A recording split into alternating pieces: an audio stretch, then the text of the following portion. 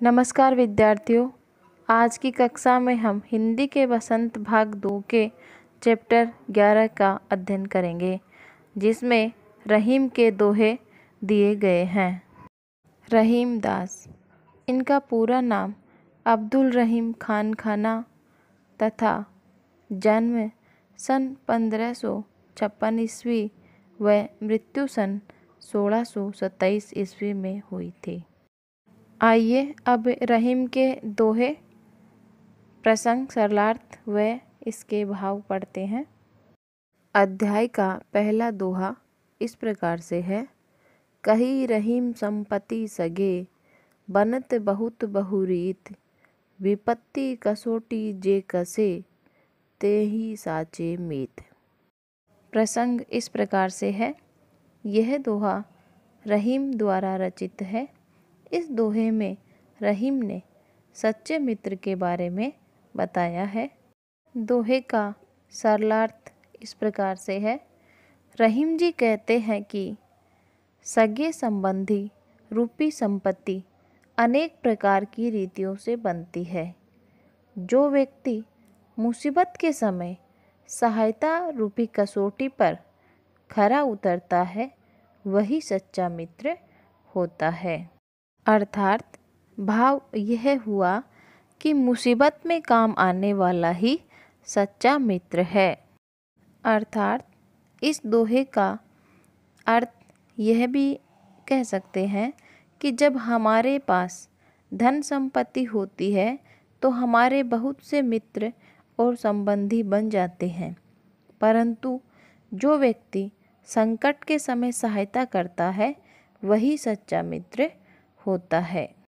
रहीम द्वारा रचित अध्याय का दूसरा दोहा इस प्रकार से है।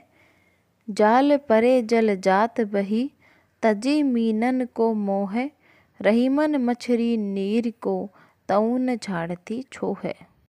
प्रसंग इस प्रकार से है। यह दोहा रहीम जी ने मछली के जल के प्रति प्रेम के बारे में बताया है। सरलार्थ इस प्रकार से है। रहीम जी कहते हैं कि जब मछली पकड़ने के लिए जाल जल में डाला जाता है तो मछलियों के प्रति मोह को छोड़ जल शीघ्र ही जाल से निकल जाता है, वह उससे बाहर बह जाता है। अर्थात जल है वो जाल से बाहर बह जाता है, लेकिन मछलियाँ जल के प्रति प्रेम को त्याग नहीं पाती, अतः वे जल से अलग होते ही मर जाती है।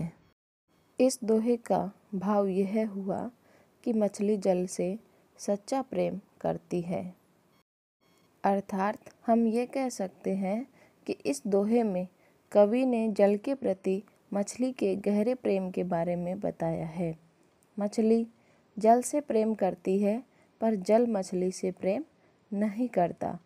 रहीम जी कहते हैं कि जब मछली पकड़ने के लिए जाल को जल में डाला जाता है तो मछलियों के प्रति मोह को छोड़कर जल शीघ्र ही जाल से बह जाता है, लेकिन मछलियाँ जल के प्रति अपने प्रेम को नहीं खत्म कर पाती। वे जल से अलग होते ही तड़प तड़प कर मर जाती है। तीसरा दोहा है।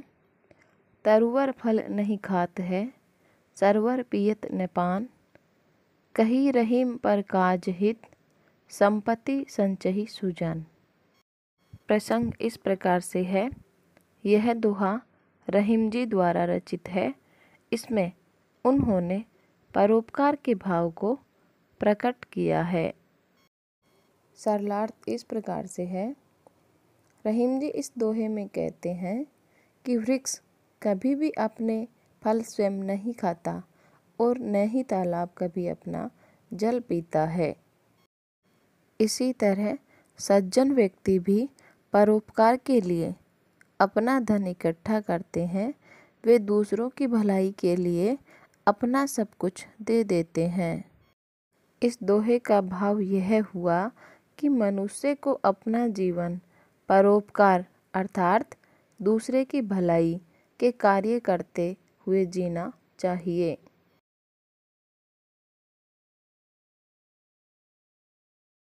अगला दोहा इस प्रकार से है। थोथे बादर कवार के जो रहीम छहरात, धनी पुरुष निर्धन बहे करे पाछली बात। प्रसंग इस प्रकार से है। प्रस्तुत दोहा रहीम जी द्वारा रचित है। इसमें उन्होंने कवार मास के बादलों का वर्णन किया है। दोहे का सरलार्थ इस प्रकार से है। इसमें रहीम जी कहते हैं कि कवार महीने में आकाश में घने वाले बादल बिना पानी के खाली गड़गड़ाहट की आवाज़ करते हैं, बरसते नहीं हैं। कवार का महीना अर्थात आश्विन माह है, जिसे हम आसोज का महीना भी कहते हैं, जो अभी चल रहा है। इससे पहले दादी माँ वाले पाठ में भी इस माह का जिक्र आया था। तो कवार महीने में आकाश में घने वाले बादल बिना पानी के खाली गड़गड़ाहट की आवाज़ करते हैं, बरसते नहीं हैं। उसी प्रकार जैसे धनी व्यक्ति गरीब हो जाने पर पिछली बातों को याद कर घमंड भरी बातें बोलता है। भाव यह हुआ कि कवार माह में खाली बादलों की तुलना अमीर के गरीब होने से की है। जिस प्रकार आश्विन माह के बादल खाली होते हैं फिर भी वो गड़गड़ाते रहते हैं, उसी प्रकार अमीर के गरीब हो जाने पर वह भी पिछली बातें दोहराता रहता है।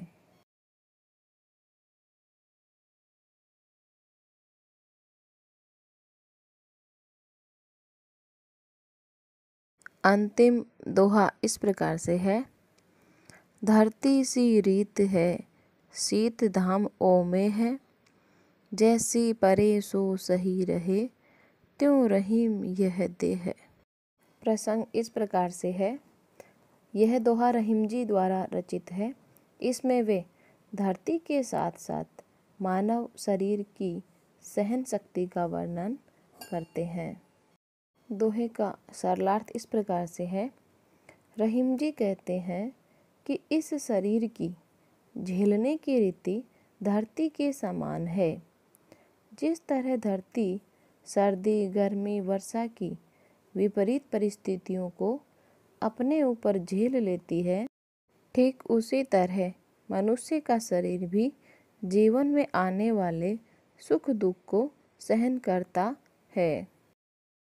दोहे का भाव यह है कि रहीम जी ने धरती की सहनशीलता के बारे में बताया है।